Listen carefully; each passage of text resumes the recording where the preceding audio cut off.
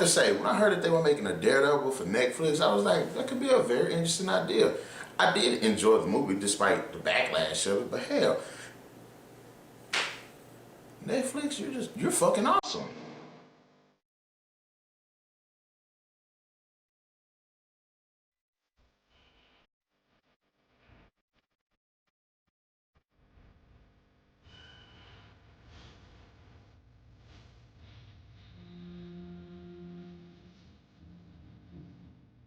What's going on? Welcome to another edition of Get Breaking Nation. I'm NarikChase, the Chase, and I'm coming at you with another review. And this time we're doing Marvel's Daredevil. Daredevil is a 2015 superhero action crime drama created by Drew Goddard and the first in Defenders crossover miniseries. Now I have to give it to this show.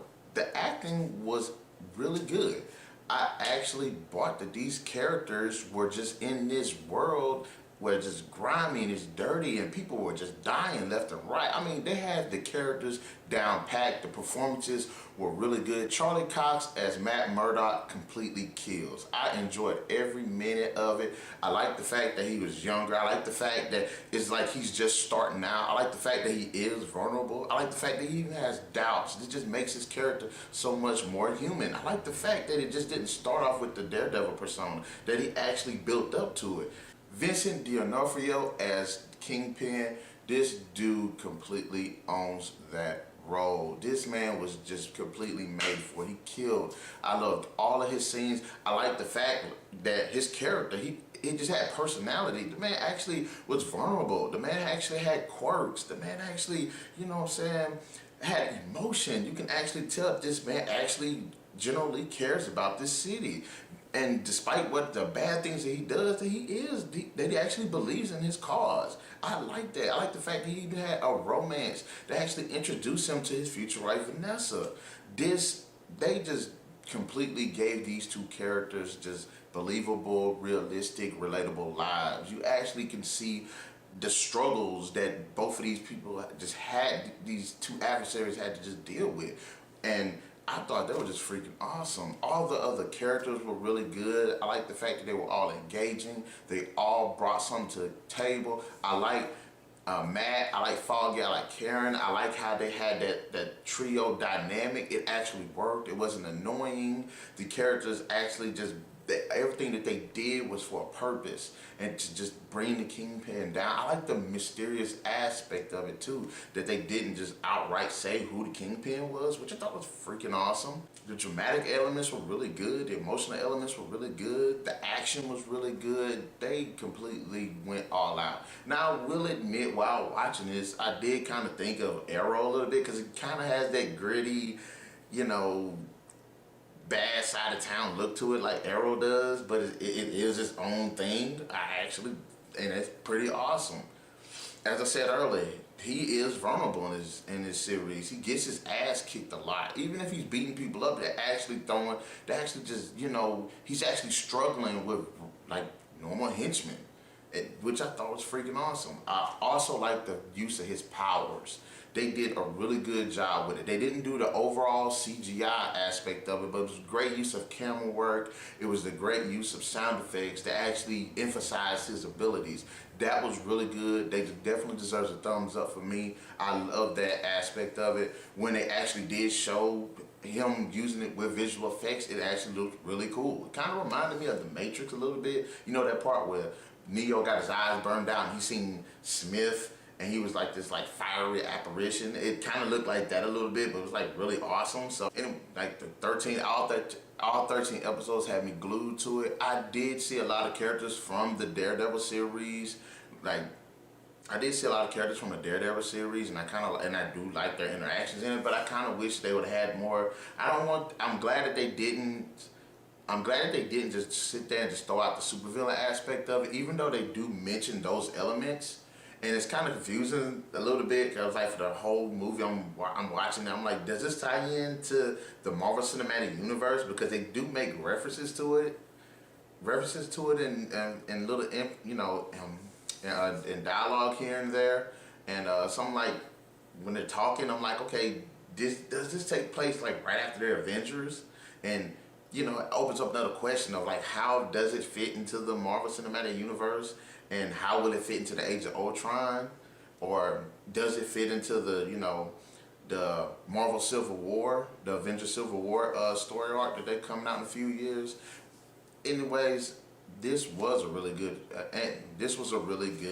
series. I was glued. It had me just stuck to my seat watching it. I was invested in it. I actually cared about the characters. I liked the incarnations of it. I liked the whole underworld aspect of it. I liked the fact that it was gritty. People died. You know, there was emotional loss, there was emotional trauma, there was emotional tones, and it just made this story that much more engaging. You feel for the characters, you laugh with the characters, when they get hurt, you're there with them. I like the relationship that, you know, Cox has with Dawson, because Dawson was in the film, in this series, and she was freaking awesome. I kind of wish she would have had a little bit more screen time, but for the time that she was there, she was really good. I really enjoyed her. I really enjoyed the chemistry that these two characters had. And Ben Urich, this guy was like awesome. He was like this investigative reporter, and I actually thought I wouldn't care about this guy, but I actually cared about this guy. He had personality, he had a cause, and he was like one of the main characters that I actually I fell in love with this guy watching this. He definitely made it. If there's 3 characters in this series that actually just put me there, it was Matt Murdock, it was Wilson Fisk, and it was Ben Urich. Those 3 characters completely made the series. They killed. I enjoyed the acting, I enjoyed the dialogue, I enjoyed the action. There's so much that Marvel has done a really good job. I'm always been the one to sit there and say Marvel needs to catch up with DC when it comes to television shows, the live action ones. And they completely did it. Just one time, they actually did it. I am proud of them. I'm proud of Netflix. Netflix, you deserve a thumbs up. In fact, you deserve 2 thumbs up. This was a really good series. I highly recommend it for anybody that loves Daredevil, who loves superhero films, who loves Marvel, who loves DC, who loves just any kind of crime drama. It isn't overly superhero. It's like very grounded, very realistic. Very little else I can say about this series. One thing about the series, one tidbit I did have about the ending. The ending was really epic. It was actually my favorite episode, and it shows these 2 characters become who we want them to become, who we know that they're going to become. But I kind of wish that I wish the ending. I wish it didn't end the way it did. I wish it had left it with a little bit more openness to it. When I do a spoiler review on it, I'll get into more detail about that. But I highly recommend this. It has terrific acting. Cox kills as Murdock, as Daredevil. D'Onofrio completely kills as Wilson Fisk. All the other characters were completely badass. The action was complete badass. The romances, the relationships, the crime, the drama, everything about this series works. I even liked his suit. His suit actually looked pretty cool when he finally donned the suit. I had a little tidbit about the mask, but that's just me personally. I just have to say that Marvel's Daredevil definitely deserves a 5 out of 5. In the comment section below, guys, please let me know. Have you watched the series? What do you think about it? And have you watched the original movie with Ben Affleck? And tell me, which one do you think is better? Not just for the performances or the way it looks and anything, but just break it down to me and just let me know what specifically that you like about it and what are the differences. Because I know I'm going to do a video on, you know, what I liked about both of them, what I didn't like about both of them. I'm going to compare them, and I just want to see what you guys think about that first. So, into the next edition of GearBreakerNation.com. Keep those gears turning, buddies.